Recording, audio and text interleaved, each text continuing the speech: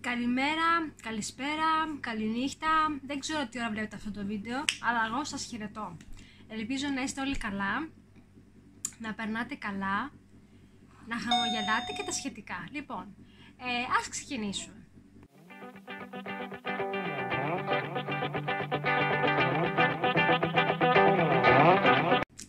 Αυτό το βίντεο κανονικά προοριζόταν να το κάνω για να σας εξηγήσω το λόγο ή τους λόγους για τους οποίους ξεκίνησα να κάνω ψυχοθεραπεία. Όμως, εγώ επειδή υπολογίζω πάρα πολύ τα σχόλια των συνδρομητών και μη στα βίντεό μου, είχα ρωτήσει στο προηγούμενο βίντεο τι θέλετε να πω για το επόμενο βιντεάκι. Λοιπόν, και μου γράψατε και στα σχόλια στο κανάλι κάτω από το βίντεο και στο Facebook μου στείλατε ότι θέλετε να σας πω για τον τοκετό μου, για την εμπειρία μου. Είστε σίγουροι? Πάμε να δούμε. Πρέπει να πω ότι με είχαν κοψοχολιάσει, με είχαν τρομάξει και μου είχαν πει θα πονέσεις, θα κάνεις, αυτό που ακούτε είναι η κόρη μου, δηλαδή της έχω πάρει ένα γυμναστήριο για μωρά, σήμερα το φέρανε και έχει τρελαθεί, όλη την ημέρα παίζουμε αυτό. Λοιπόν, τι ήθελα να πω, ναι, ξεκίνησε λοιπόν, εγώ γέννησα 8 Ιανουαρίου του 19. Λοιπόν, ο τοκετός ξεκίνησε από τη Δευτέρα το απόγευμα, βασικά το βράδυ, αλλά το προκάλεσα λίγο, χωρίς να το θέλω, χωρίς να το καταλάβω, το προκάλεσα. Όπως ξέρετε πολύ, δεν ξέρω αν το έχω πει σε προηγούμενο βίντεο, άμα δεν το έχω πει ζητώ συγγνώμη, το λέω τώρα. Μένω στον 4ο όροφο και δεν έχω ασανσέρ. Το οποίο σημαίνει ότι ενώ το περπάτημα κάνει πάρα πολύ καλό στην εγκυμοσύνη, εγώ δεν περπάταγα πάρα πολύ συχνά, διότι δεν μπορούσα να ανεβοκατεβαίνω τις σκάλες. Όμως, επειδή εγώ από παλιά είχα πάρει έναν διάδρομο, θέλησα, δεν ξέρω, το ενστικτό μου, ήθελα να περπατήσω, δεν ξέρω, θέλησα στις 38 εβδομάδες και 6 ημέρες να κάνω διάδρομο. Έλα ρε, κάνω βίντεο τώρα, περίμενε. Λοιπόν, ταϊσμένη είναι, μην φοβάστε, δεν με χρειάζεται τώρα, απλά έχει αστατωθεί και γελάει κιόλας. Λοιπόν, ορίστε να το. Λοιπόν, θέλησα λοιπόν να κάνω 30 λεπτά στο διάδρομο. Σιγά, χαλαρά, περπατηματάκι και να μου λέει η πεθερά μου, μην περπατάς τόσο πολύ, θα γεννήσεις. Και λέω εντάξει, και να γεννήσω, τελειόμηνο θα είναι. Ναι, ρέμισω κι εγώ, 12 κιλά είχα πάρει. Αλλά δεν πρόκειται να γεννήσω σήμερα, δηλαδή δεν το νιώθω. Η ιατρός μου είχε πει ότι άμα περπατήσεις πολύ να ξέρεις ότι το μωρό κατεβαίνει κι άλλο κάτω και εμένα η μικρούλα ήταν ήδη πολύ κάτω από τις 27 εβδομάδες. Οπότε πρόσεχα, ήθελα δηλαδή να κλείσουμε τις 37 εβδομάδες για να είναι το μωράκι τελειόμηνο. Περπατάω που λέτε και όλα καλά, όλα ανθυρέται και η μαμά μου εδώ και η πεθερά μου. Περπατάω και μετά πιάνω την μπάλα. Έχω μια μπάλα που έκανα πιλάτες. Βασικά ήθελα να κάνω, αλλά δεν έκανα ποτέ. Λοιπόν, πιάνω την μπάλα που ήθελα να κάνω πιλάτες και πώς το λένε, και αρχίζω να κάνω τις κλασικές ασκήσεις για το τοκετό. Πας και βοηθήσω την κατάσταση. Βλέπω ότι δεν γίνεται τίποτα, οπότε λέω εντάξει, άστο, όταν είναι να έρθει θα έρθει, μην πιέζεσαι. Και γενικά μην κάνεις πράγματα που μπορεί να προκαλέσουν καμιά ζημιά, με Θεός φυλάξει. Λοιπόν, κατά τις 12 η ώρα, όχι, ψέματα σας λέω, κατά τις 10 η ώρα το βράδυ, Δευτέρα βράδυ, μου ήρθε να κάνω εμετό. Δεν έκανα. Να σημειωθεί ότι είχα φάει μακαρόνια με κιμά. Δεν είχα φάει κάποιο φαγητό που να με πειράξει ή κάποιο έτσι πολύ σοκολάτα που να μου φέρει ένα γούλα. Κανονικά μια μακαρονάδα είχα φάει. Σε κάποια φάση με πιάνει να πάω στην τουαλέτα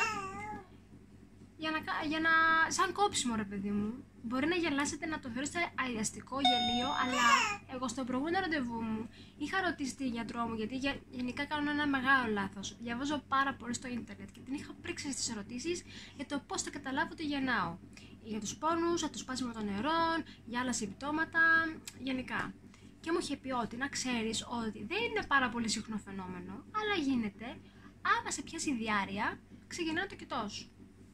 Το είχα εγώ στο πίσω μέρος του μυαλού μου, αλλά δεν έδωσα πολύ σημασία. Πάω φωνήτη στο μπάνιο, διάρρεια. Στη μαμά μου, με βλέπει η μαμά μου κάπως έτσι προβληματισμένη, γιατί θυμήθηκα τι μου είχε πει η γυναικολόγος και μου λέει: μαμά μου, είσαι καλά? Λέω: ρε παιδιά, λέω, αυτό και αυτό έγινε.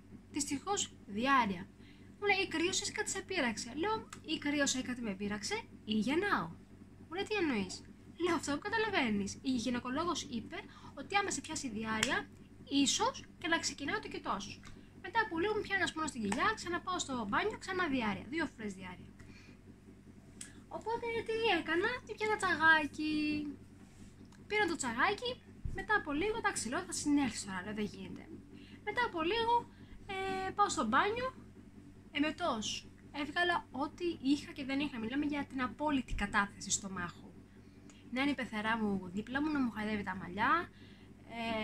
Ο άντρας μου δεν ήταν στο σπίτι, διότι ήταν σε απογευματινή βάρδια, ασχολούσε 12 η ώρα το βράδυ. Ευτυχώς είναι πάρα πολύ κοντά η δουλειά του. Τι με κοιτάς έτσι, αυτά τα τσαχπίνικα, τα πυριμπυλώτα τα ματάκια σου? Ναι. Να κάνω το βίντεο, θα με αφήσεις? Σκάσε με ένα χαμόγελο. Ένα χαμόγελο. Τζοσελίν. Hey, ένα χαμογελάκι. Βαριές. Μόνο τον πατέρα της θα κάνει αυτό. Λοιπόν, κάνω που λέτε τον εμετό, ο οποίος ήταν και δυνατός εμετός. Μην μπούμε σε πιο πολλές περιγραφές, δεν χρειάζεται. Εγώ καταλαβαίνω ότι κάτι μου κλωτσάει το στομάχι προς τα πάνω. Δηλαδή ένιωθα τα πόδια της μικρής να κάνουν αυτό το πράγμα, έτσι. Και η μικρή έχει και ψηλά πόδια. Κάθομαι στο καναπέ, ήρεμα και ωραία, λέω: παιδιά, να είμαστε έτοιμοι, κάτι συμβαίνει, το αισθάνομαι, κάτι θα γίνει, θα γεννήσω σήμερα. Να μου λέει η μάνα μου: άντε ρε, άμα δεν σε πιάσουν οι πόνοι, μου λέει, δεν γεννάς. Όντως. Πάει 12 η ώρα, τίποτα. Έρχεται ο άντρας, μου κάνει 12 και 4. Μου λέει: όλα καλά? Του λέω: εντάξει, του λέω: καλά. Μου λέει: τι συμβαίνει? Μου λέει: υπάρχει κάτι και πρέπει να μου το πεις? Του λέω: πήγα 2 φορές στο μπάνιο, του λέω: διάρρεια και εμετό. Μου λέει: γαστρεντερίτιδα. Λέω: όχι γαστρεντερίτιδα. Μου λέει: κρύωσες? Λέω: όχι. Μου λέει: κάτι σε πείραξε? Λέω: όχι. Αλλά του λέω: μου είπε η γυναικολόγος ότι αν σου τύχει ναυτία και διάρρεια, μπορεί να ξεκινάει το κητό στο σε βάση. Μου λέει: άντρας μου, οπότε αναμένουμε. Εντάξει, ήμουν 38 και 6, δεν ήταν δηλαδή να μην γίνει, ας πούμε. Ήμουν στις μέρες μου. Κατά τις 2,5 ώρα, ο άντρας μου έπαιζε PlayStation στο σαλόνι, κλασικά. Και ναι, και την επόμενη μέρα ξεκινούσε δουλειά στις 3 το μεσημέρι, οπότε δεν υπήρχε πρόβλημα να κοιμηθεί λίγο περισσότερο την άλλη μέρα. Ήμουν εγώ ξαπλωμένη λοιπόν στο κρεβάτι μέσα στο σαλόνι. Έχουμε καναπέ που ανοίγει και γίνεται διπλός, γιατί είχαν έρθει η πεθερά μου, συγγνώμη, και η μαμά μου.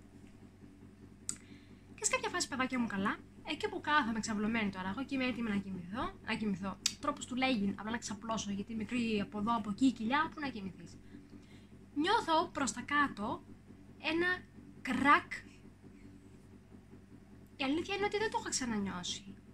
Λέω: η ιδέα σου θα είναι, αποκλείεται, λέω. Επειδή το σκέφτεσαι πολύ ότι θες να γεννήσεις και να ξαναφρώσεις, νομίζεις ότι κάτι συνέβη. Εγώ το λέω στον άντρα μου, του λέω: ένιωσα ένα κρακ. Μου λέει: τι εννοείς? Δεν ξέρω, του λέω: ένιωσα ένα κρακ. Ένιωσα κάτι σαν να ραγίζει μέσα μου, κάτω. Η μικρούλα από εδώ έσπροχνε. Λοιπόν, μου λέει: εντάξει, μου λέει, είμαστε σε ετοιμότητα, αν συμβεί κάτι, θα πάμε στο νοσοκομείο. Εγώ τα είχα ετοιμάσει όλα, τη βαλίζα του νοσοκομείου, τα ρούχα μου, οδοντόβουρτσες, ιστορίες, τα πάντα. Οπότε λοιπόν δεν δίνω σημασία στο πρώτο κράκ, το λέω στη ΜΕΑ, μου λέει: άμα δεν σε πιάσουν πόνοι, να ξέρεις ότι και στο νοσοκομείο να πας, θα σε διώξουνε. Πρέπει να έχεις συσπάσεις κάθε 5 λεπτά για να γεννήσεις. Παιδιά, με πιάνει ένας πόνος κατά τις 3 παρατέταρτο. Μιλάμε για πόνο όμως, δηλαδή λίγησα. Και μου είχε πει η ΜΕΑ ότι αν πονέσεις και νιώθεις ότι δεν μπορείς να μιλήσεις, παρακολούθησέ το. Μετά από 10 λεπτά ξανά. Μετά από 10 λεπτά ξανά. Λέω: αμάν γεννάμε. Παίρνω τηλέφωνο στο νοσοκομείο και μου είπανε ότι άμα έχετε συσπάσεις ανά 10 λεπτά και ίσως λιγότερο, ελάτε. Πάω λοιπόν και με το που με πιάνουν αυτοί οι πόνοι, μου έρχεται κατούριμα. Πάω στην τουαλέτα να κατουρίσω. Δεν ήταν κατούριμα, εννοείται. Και βλέπω στο εσώρουχο μου λίγο αίμα. Εγώ φοβήθηκα. Του λέω του άντρα μου, εδώ κάτι συμβαίνει. Βλέπω το αίμα, του λέω γεννάω. Μου λέει είσαι σίγουρη, λέω γεννάω, του λέω πονάω. Πονάω, του λέω πονάω πολύ. Δεν μπορώ να μιλήσω. Ναι, για σένα λέω, που σε έφερα στον κόσμο. Λοιπόν, μέχρι να πάω από το μπάνιο στο κρεβάτι, στο σαλόνι, σπάσαν τα νερά, αλλά επειδή δεν ήξερα αν όντως σπάσαν τα νερά ή αν κατουρήθηκα, πάω και λέω στον άντρα μου ή κατουρήθηκα ή σπάσαν τα νερά. Ένα από τα δύο γίνεται. Μου λέει να φύγουμε, λέω φεύγουμε, λέω ετοιμαζόμαστε. Ξυπνάμε τη μαμά μου, ξυπνάμε τη μαμά του, φεύγουμε. Παιδιά, έβαλα στο αυτοκίνητο σακούλα στο κάθισμα γιατί είχα γίνει μουσκέμα. Φτάνω στο νοσοκομείο στις 3.30 ώρα το πρωί. Το νοσοκομείο είναι πάρα πολύ κοντά ευτυχώς και 3.30 ώρα το πρωί δεν είχε και κίνηση.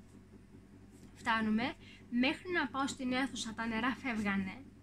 Δηλαδή, εντάξει, είχε και πάρα πολύ κρύο, είχε και χιόνι και δεν μπορούσα να περπατήσω και πάρα πολύ μες στο χιόνι με το παντελόνι κολλημένο κυριολεκτικά πάνω μου από τα υγρά. Είναι λίγο shocking αυτό που λέω, αλλά το και το μου ζητήσατε, το και το σας περιγράφω. Πάμε μέσα, με βάζουν στο στρώμα εκεί πέρα σε ένα κρεβάτι, να μου κάνουν τον κλασικό υπέρηχο και μου λέει η κοπέλα ότι μέχρι τις 12 το μεσημέρι θα έχεις γεννήσει. Της λέω αποκλείεται, λέω γεννάω τώρα, το μωρό έρχεται, το αισθάνομαι. Μου λέει όχι, μου λέει μέχρι τις 12 το πρωί θα έχεις γεννήσει. Με σηκώνουν, με πάνε σε ένα άλλο δωμάτιο, στην αίθουσα του κοιτού. Η μικρή είχε κατέβει τόσο κάτω, παιδιά, που έφτασα με διαστολή 6. Δεν κατάλαβα ποτέ έγινε αυτό το πράγμα. Κάθαμε στο κρεβάτι του κετού, διαστολή 8. Η ώρα είχε πάει 6 μέχρι να γίνουν όλα αυτά τα πράγματα. Επισκληρώτητα δεν έκανα γιατί δεν πρόλαβα, καταλαβαίνετε τι είναι αυτό. Περιττώ να σας πω ότι ο άντρας μου με έχει ηχογραφήσει και από τους πόνους, από τα ορλιαχτά μου, αν ακούσετε το ηχογραφημένο, άμα ακούσετε τέλος πάντων που με ηχογράφησε ο άντρας μου, εγώ όταν το άκουσα, χωρίς να μου πει ότι αυτή φωνάζεις εσύ, ένιωσα ότι δεν βλέπει κάποιο τρέιλερ από κάποιον καινούριο, κάποια ταινία που βλέπει σχετικά με τον εξοργισμό. Λέω, ποια είναι αυτή, δαιμονισμένη, λέω, ποια ταινία είναι, βγήκε καινούριο θρίλερ. Μου λέει, παιδί μου, λέει, εσύ είσαι. Λέω, εγώ φώναζα έτσι. Εν τω μεταξύ, τι έγινε. Μου είχαν βάλει στον ορό κάτι παυσίπονα λογικά, γιατί σε κάποια φάση άρχισα να νηστάζω και είχα λίγο παραισθήσεις. Έκανα για έναν εμετό και στις παραισθήσεις που είχα, έτσι θυμάμαι ότι είδα τη γιαγιά μου. Η γιαγιά μου έχει φύγει εδώ και 12 χρόνια. Ναι, 12 χρόνια. Ένιωσα ότι την είδα για να μου λέει, ξέρεις κάτι, μη φοβάσαι, είμαι εκεί. Και εγώ με τη γιαγιά μου είχα τρομερή αγάπη, ήταν η καλύτερη μου φίλη και το ένα της, η μικρούλα μου έχει 2 ονόματα, το δεύτερο όνομα είναι της γιαγιάκας μου. Λοιπόν, σε κάποια φάση περνάει το παυσίπονο, αρχίζουν οι πόνοι και ξαναγίνονται πιο έντονοι. Μου είχαν πει να κρατάω και ένα σκοινί από πάνω για να το τραβάω για κόντρα, για να αντίσταση στους πόνους. Ο άντρας μου είναι δίπλα μου να με καθησυχάζει όσο μπορεί, όσο αντέχει κι αυτός. Είχε φρικάρει. Σε κάποια φάση έρχεται η Μέα μέσα, κατά τις 6.30 ώρα το πρωί και μου λέει γεννάμε, ετοιμαζόμαστε. Της λέω τι γεννάμε, δεν μου είχατε δει μέχρι τις 12 ώρα το μεσημέρι. Μου λέει γεννάω, στο μωρό είναι ήδη βγαίνει. Λέω θα μου πείτε εμένα, λέω πότε θα γεννήσω. Εγώ το παιδί μου το νιώθω, σε μισή ώρα θα έχει βγει, δεν γίνεται. Παιδιά, ήταν λίγο τραγική εμπειρία, γιατί πήγαμε λίγο old school, δηλαδή χωρίς επισκληρή κτλ. Αλλά εγώ δεν το ξανά έκανα, δεν έχω πρόβλημα. Έρχεται η Μέα μέσα, ευγενέστατη κοπέλα, ευγενέστατη, πάρα πολύ ήρεμη, αρχίζει να μου μιλάει και να με ρωτάει. Να με ρωτάει αν θέλω να πάω τουαλέτα. Και της λέω ναι. Ένιωθα ότι θέλω να πάω τουαλέτα και σε κάποια φάση φοβόμουν ότι τη στιγμή που θα γεννήσω, γιατί γέννησα φυσιολογικά, μην γίνει κανένα εύστραπλο και γίνω και ρεζίλη. Και μου λέει η κοπέλα, άμα θες να κάνεις, μου λέει ρε παιδί μου, κάνε, δεν υπάρχει κανένα πρόβλημα. Όντως πρέπει να δράσεις σαν να θες να πας τουαλέτα. Και την ώρα λοιπόν που μου είπε όμως ότι θα σπρώχνεις μόνο όταν έχεις συσπάσεις. Όταν σταματάει η σύσπαση θα σταματάς και εσύ να σπρώχνεις. Μου βάλανε μάσκα οξυγόνου. Πώς το λένε, και 6,5 ώρα ξεκίνησε αυτό να συμβαίνει. Άρχισα να σπρώχνω. Σε κάποια φάση, επειδή πραγματικά ήταν πάρα πολύ δύσκολο, έτσι, νιώθεις ένα κάψιμο εκείνη τη στιγμή που βγαίνει το μωράκι σου. Πραγματικά ανοίγει ο κόλπος και σκίζεσαι στην κυριολεξία. Και σε κάποια φάση τη ρώτησα, της λέω, το βλέπεις το μωρό? Μου λέει ναι, μου λέει, βλέπω τα μαλλιά της. Δόξα τω Θεώ, το μωράκι μου ήταν πολύ μαλλιαρό. Και ακόμα είναι βασικά. Ναι μωρέ, βιδικάκι, για σένα λέω. Άστα τα χεράκια σου, μην τα πάρεις στο στόμα.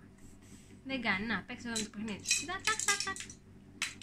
Λοιπόν, σπρώχνω ξανά με την ώρα που ήρθε η επόμενη σύσπαση. Βγαίνει το κεφαλάκι της και μου λέει ο άντρας μου, συνέχισα, θα πας πάρα πολύ καλά, βλέπω το κεφάλι της, προχώρα. Σε κάποια φάση ήρθε μέσα μια άλλη κοπέλα, η οποία ήταν γιατρός, αλλά εγώ δεν το ήξερα, νόμιζα ήταν ΜΕΑ. Γενικότερα εδώ πέρα οι ΜΕΑs ξεγεννάνε, δεν ξεγεννάνε οι γιατροί. Ξεγεννάνε και οι γιατροί, αλλά πιο πολύ ξεγεννάνε οι ΜΕΑs. Όταν ήρθε η κοπέλα, εγώ καταλάβω ότι ήταν η ΜΕΑ, αλλά μετά μου είπαν ότι ήταν γυναικολόγος. Και γενικά για να μπει γυναικολόγος μέσα στην αίθουσα και να βοηθήσει, είπα να πει ότι κάτι μπορεί και να συμβαίνει. Τι συνέβαινε? Εγώ έσπρωχνα, το μωρό έβγαινε, αλλά ξανά μπαινε και λίγο μέσα. Και σε κάποια φάση, παιδιά, αυτό το πράγμα δεν θα το ξεχάσω ποτέ. Πόνεσα πιο πολύ και από τα βέν, πιο πολύ και από τους πόνους. Ήρθε η γυναικολόγος και επειδή το μωρό δεν έβγαινε, ήρθε πάνω από την κοιλιά μου και με πίεσε στην κοιλιά για να μπορέσει να βγει το παιδάκι. Και σε κάποια φάση, την ώρα που έχει βγει το κεφάλι, έχουν βγει και λίγο και οι ώμοι και προσπαθεί να την τραβήξει η ΜΕΑ. Θυμάμαι ότι την ώρα που ο γιατρός μου πατάει την κοιλιά, της πιάνω το μπράτσο με τρομερή δύναμη και να φωνάζω stop. Και να μου κάνει 9, μου λέει όχι, είναι το παιδί σου και πρέπει να φανείς δυνατή. Σπρώξε. Και σπρώχνω, παιδιά, μια τελευταία φορά, εκεί σκίστηκα κιόλας. Είναι λίγο shocking αυτό που λέω, αλλά θέλατε το ξαναλέω. Πόνεσα, κάηκα, το παιδάκι μου βγήκε, την ένιωσα το σλουπ που βγήκε, την είδα, κατευθείαν έβαλα τα κλάματα. Ξελάφρωσα εννοείται. Σε κάποια φάση μ' αφήσανε λίγο να χαλαρώσω, κάνα 2 λεπτά και πώς το λένε, και μετά από λίγο έπρεπε να βγει και ο Πλακούντας. Εκεί έπρεπε να κάνω αυτό, το βγήκε ο Πλακούντας. Μετά από λίγο τι κάνανε, με ράψανε εννοείται, και ήρθε μετά μια άλλη κυρία, άλλης ειδικότητας, μου έκανε υπέρηχο και είδανε ότι είχε μείνει λίγο κάτω τον Πλακούντα μέσα. Και αυτό τι σήμαινε?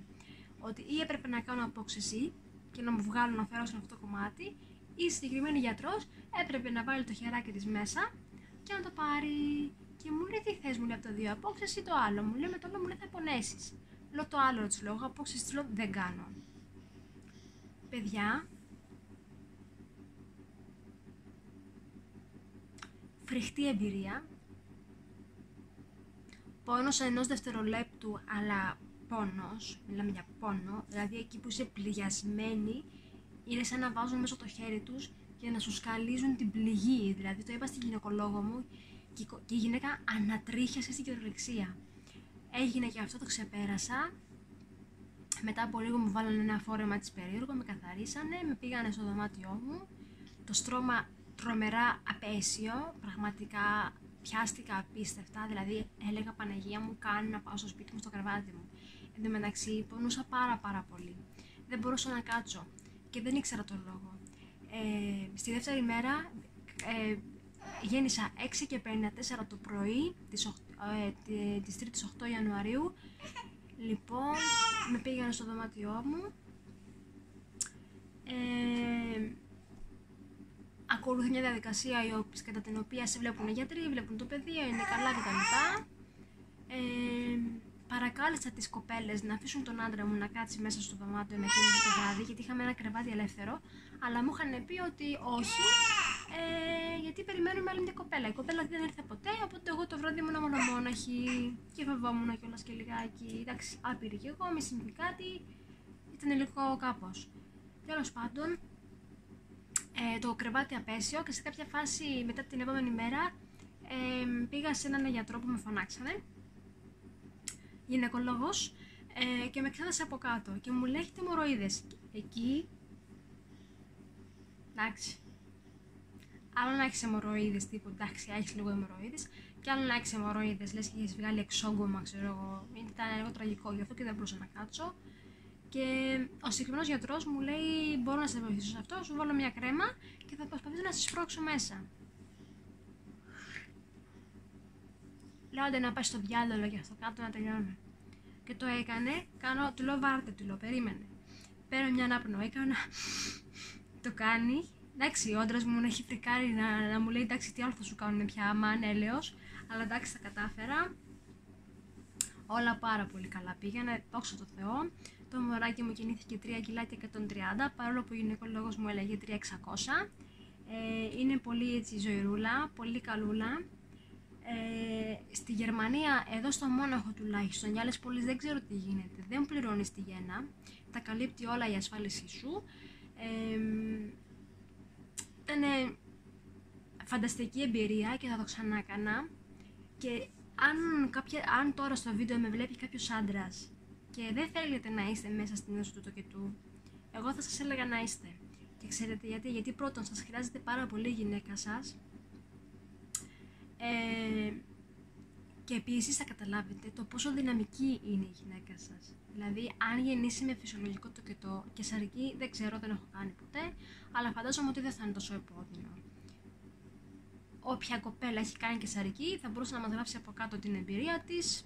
Πιστεύω ότι δεν είναι τόσο επώδυνο. Νομίζω ότι το επώδυνο είναι το μετά, αν δεν κάνω λάθος, λόγω των δραμάτων και της πληγής. Εγώ έκανα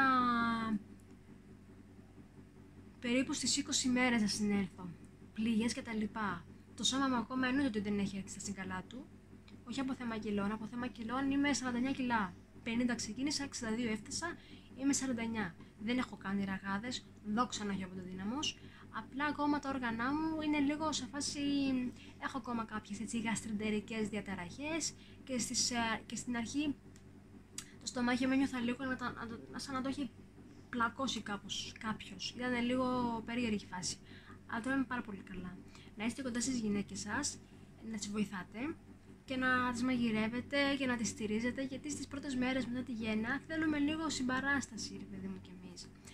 Βίντεο για το θυλασμό θα κάνω άλλη φορά, διότι ήδη έχουμε φτάσει στα 23 λεπτά από ό,τι βλέπω εδώ πέρα και δεν θέλω να παρεθείτε. Θα σας πω την εμπειρία μου σχετικά με το θυλασμό, τι πέρασα, τι περνάω ακόμα, πόσο προσπαθώ να θυλάσω. Αλλά το σημαντικότερο είναι το μωράκι μου είναι υγιέστατο, μεγαλώνει, παίρνει βάρος και είμαστε πάρα πολύ καλά. Αυτά είχα να σας πω. Σας ευχαριστώ πάρα πολύ τους καινούριους συνδρομητές για τις εγγραφές σας στο κανάλι μου. Συνήθως δεν ζητάω να κοινοποιείτε το βίντεο, γιατί γενικά δεν μου αρέσει να παρακαλάω τον άλλον. Όποιος θέλει να το κάνει, να το κάνει. Εγώ εννοείται ότι χαίρομαι πάρα πολύ και με βοηθάει και πάρα πολύ αυτό, να είμαστε ειλικρινείς. Αλλά το συγκεκριμένο βίντεο πιστεύω ότι αξίζει να κοινοποιηθεί. Γιατί, παιδιά, εφόσον μια γυναίκα μπορεί να γεννήσει φυσιολογικά, μπορεί να κάνει τα πάντα.